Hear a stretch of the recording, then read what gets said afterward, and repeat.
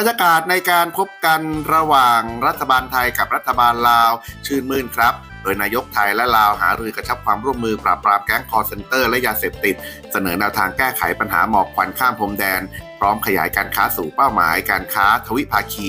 11,000 ล้านดอลลาร์สหรัฐภายในปี 2027 และร่วมฉลอง 75 ปีความสัมพันธ์ไทยลาวโดยหลังจากที่นายกรัฐมนตรีได้ให้การต้อนรับท่านสอนไซ ศรีพันดรนายกรัฐมนตรีลาวในโอกาสที่มาเยือนไทยอย่างเป็นทางการในฐานะแขกของรัฐบาลครับแล้วก็ได้มีการตรวจแถวกองทหารกิตติยศแล้วภายหลังเสร็จสิ้นการหารือครับนายจิรายุห่วงทรัพย์โฆษกประจำสำนักนายกรัฐมนตรีได้เปิดเผยสาระสำคัญของการหารือครับโดยท่านนายกรัฐมนตรีไทยได้กล่าวยินดีต้อนรับท่านนายกรัฐมนตรีสอนไซ ศรีพันดรในโอกาสครบรอบ 75 ปีความสัมพันธ์ทางการทูตไทยลาวและท่านนายกรัฐมนตรีสปป.ลาวสอนไซ ศรีพันดรก็ยินดีที่ไทยและสปป.ลาวมีความสัมพันธ์อย่างใกล้ชิดโดยเฉพาะในด้านภาษาวัฒนธรรมและประเพณีที่คล้ายคลึงกันซึ่งการเยือนครั้งนี้ครับก็ถือเป็นโอกาสสำคัญในการเริ่มต้นเฉลิมฉลองครบรอบ 75 ปีครับพร้อมสนับสนุนให้มีการประชุมร่วมกันอย่างสม่ำเสมอเพื่อพัฒนาความร่วมมือกันในทุกด้านครับด้านยาเสพติดทั้งสองฝ่ายต่างก็มองเห็นถึงความสำคัญในการปราบปรามยาเสพติดในพื้นที่ชายแดนโดยเฉพาะการทำงานร่วมกันของหน่วยงานด้านความมั่นคงของไทยและก็ลาวที่ได้มีการประชุมและสร้างแนวทางการแก้ไขปัญหาดังกล่าวอย่างเข้มงวดโดยท่านนายกรัฐมนตรีไทยก็ได้เสนอแนวทางเพิ่มเติมครับเช่นการแลกเปลี่ยนข่าวสารและขยายผลการสืบสวนและการสนับสนุนชุมชนปลอดยาเสพติดด้วยการปลูกพืชทดแทนครับ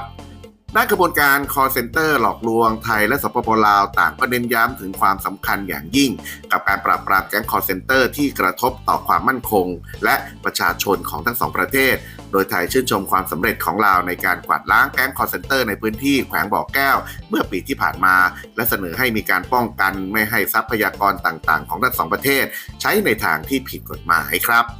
ด้านท่านนายกรัฐมนตรีสปป.ลาวพร้อมประสานความร่วมมือกับไทยอย่างต่อเนื่องในการขจัดทั้งปัญหายาเสพติด call center และความมั่นคงตามแนวชายแดน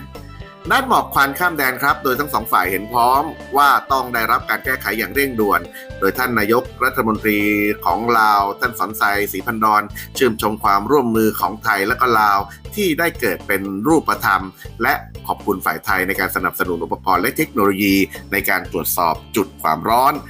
ส่งผลให้จุดความร้อนลดลงและหมอกควันความร้อนก็ได้ลดลงด้วยครับ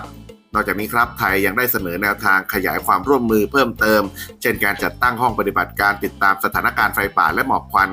รวมถึงการเชื่อมโยงฐานข้อมูลระหว่างกันครับด้านการค้าชายแดนครับผู้นำทั้งสองฝ่ายได้แสดงความยินดีกับการเพิ่มขึ้นของมูลค่าการค้าแบบทวิภาคีระหว่างกันโดยในปีที่ผ่านมาครับมีมูลค่าการค้ากว่า 8,000 ล้านดอลลาร์สหรัฐอย่างไรก็ตามครับไทยและสปป.ลาวขอให้มีการขยายเป้าหมายการค้าอยู่ที่ 11,000 ล้านดอลลาร์สหรัฐออกไปจนถึงปี 2027 โดยท่านนายกรัฐมนตรีของไทยได้ขอบคุณสปป.ลาวที่ช่วยแก้ไขปัญหาการขนส่งสินค้าเกษตรผ่านแดนโดยเฉพาะผลไม้ซึ่งทำให้การขนส่งราบรื่นและก็รวดเร็วในขณะที่ท่านนายกรัฐมนตรีลาวยังเห็นพ้องให้มีการพัฒนาความร่วมมือในด้านการค้าชายแดนเพิ่มขึ้นด้วยครับ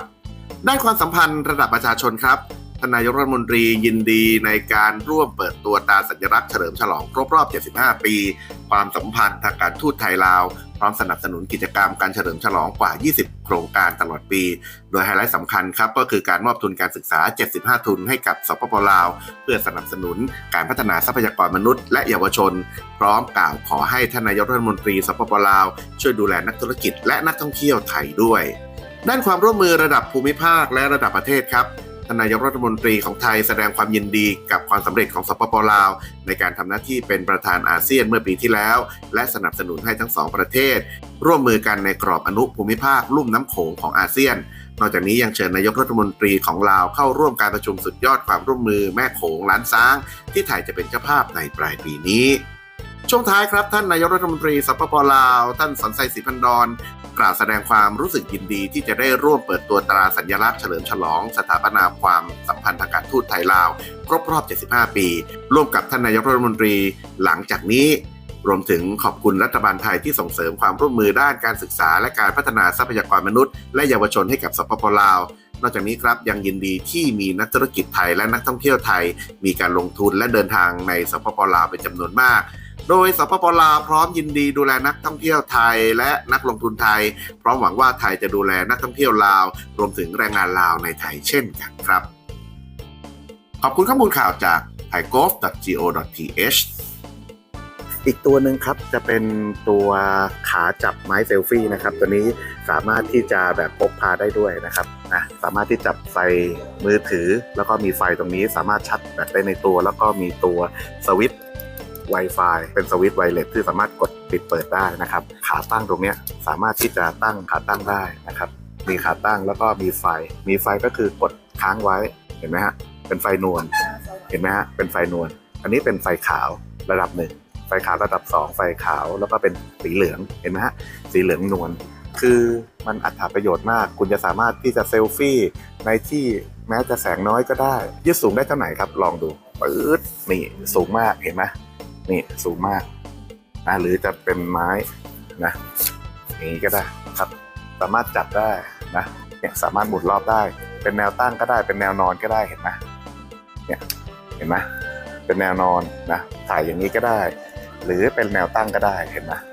เนี่ยเป็นแนวตั้งแนวนอนก็ได้นะอย่างนี้ก็ได้นะครับคืออันนี้อัตราประโยชน์จริงๆนะครับแล้วก็เดี๋ยวลองใส่ให้ดูตัวไฟเนี่ยมันก็สามารถหมุนหน้าหลังได้ด้วยนะเนี่ยสามารถหมุนได้เห็นไหมแล้วคุณใส่ก็แค่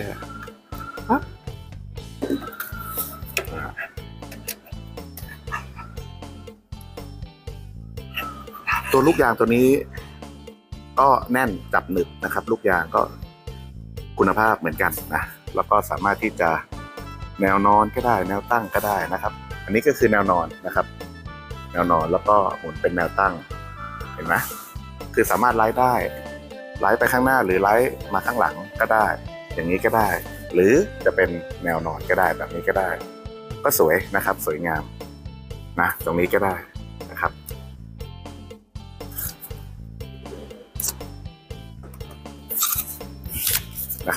โอเคนะครับสนใจตัวนี้คุณภาพดีนะครับเป็นพลาสติกที่มีคุณภาพสูงนะแล้วก็สามารถเก็บพกพาได้เนี่ยเก็บก็คือเท่านี้เองเล็กแค่นี้เองเห็นไหมกระทัดรัดนะครับเนี่ยแค่นี้โอเคสนใจนะครับกดสั่งซื้อตะกร้าได้เลยนะครับเรามีตรงนี้ให้นะครับเขาบริการจัดส่งให้ด้วย